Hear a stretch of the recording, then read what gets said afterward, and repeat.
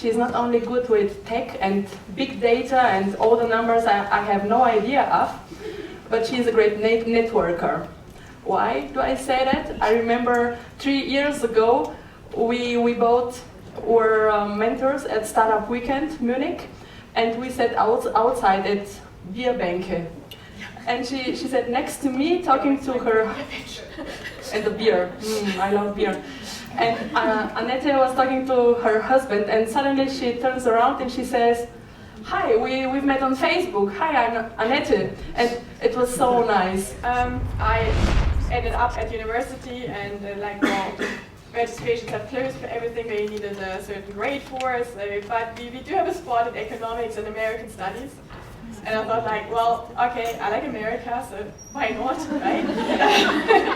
So I ended up doing a master's in economics and American studies, and actually did not enjoy it that much. But what I did actually like was the technical aspects, because I had a great professor doing computational linguistics, and he really was a good mentor as well. And he really got me excited into doing like cognitive science and actually play with computers and data and make computers understand language and stuff.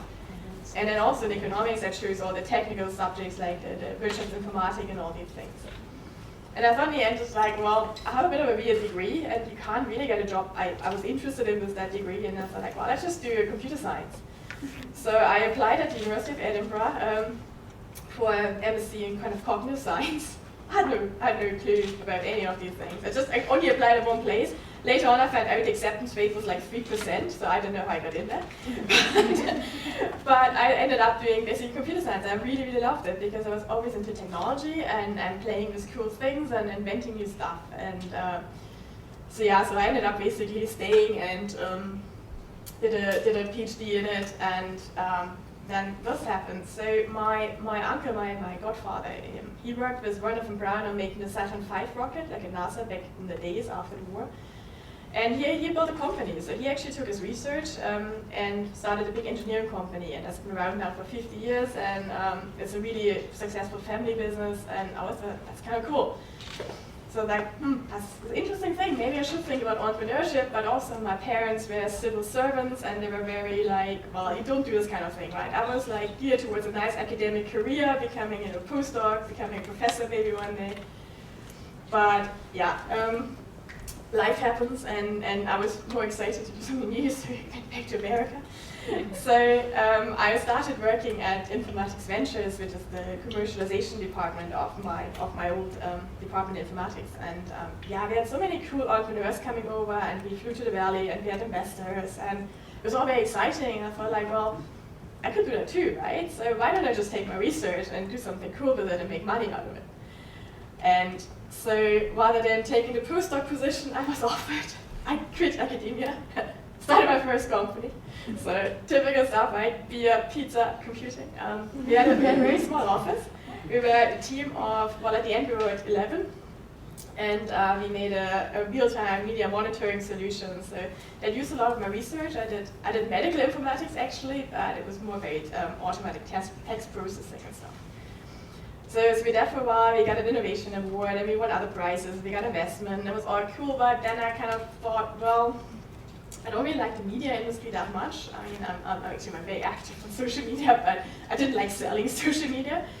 So I wanted to do something else. And I had a chance to basically sell on the company to my back then co-founder and some customers, and moved to Munich and started my current company, which is pretty much doing something similar, but for more normal industries. So now we help, for example, insurance companies or asset management companies to make a sense of a lot of data.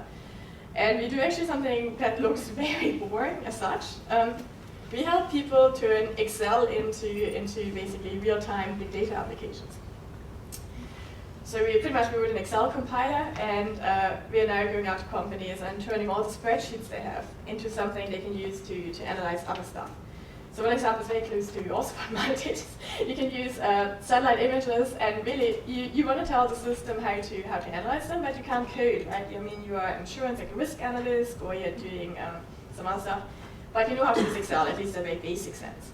So what you can do is you can actually make an Excel spreadsheet, say where is something located, what's the vegetation index, how much stuff was destroyed. You upload that to a system. We have like deep learning classification trees on the back end, and we basically fill your data automatically. And we also give you a dashboard so you can see the data. So in the end, I ended up doing something I never thought I would do, which is pretty much building an Excel system. But the reason why I actually love this company is not so much because I love Excel, because I really don't. I wish it didn't exist. It's one of my pet hates. But I really like actually enabling other people to do data science, because I love doing data science, I love doing machine learning, but I wanted other people to be able to use it without having to go through all the pain. And that's a pretty nice entry point for people. I see you. And the other thing I really love about the company is that actually I'm in charge of it now. So the first company I was a co-founder and I was the COO, which is always the ungrateful position the woman gets in the company.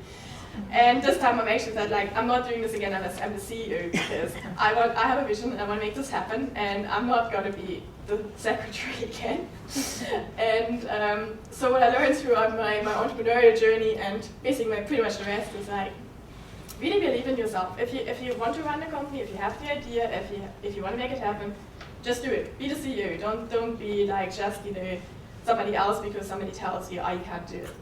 So believe in yourself. Like, respect yourself as well. I mean, don't take shit. You know, I mean, you have something good to offer. Just really do it. And yeah, I mean, if you feel passionate, there's nothing wrong with trying. You can always get a job. So yeah, I really encourage people to become entrepreneurs if they want to try something out. And even if you fail for some reason, it's much easier to get a good job afterwards. Because now I always get recruitment calls for C-level positions, and previously I wouldn't have gotten them. So it's definitely worthwhile. And you can find me later here as well. I think I'm somewhere on stage with Carter. So thank you.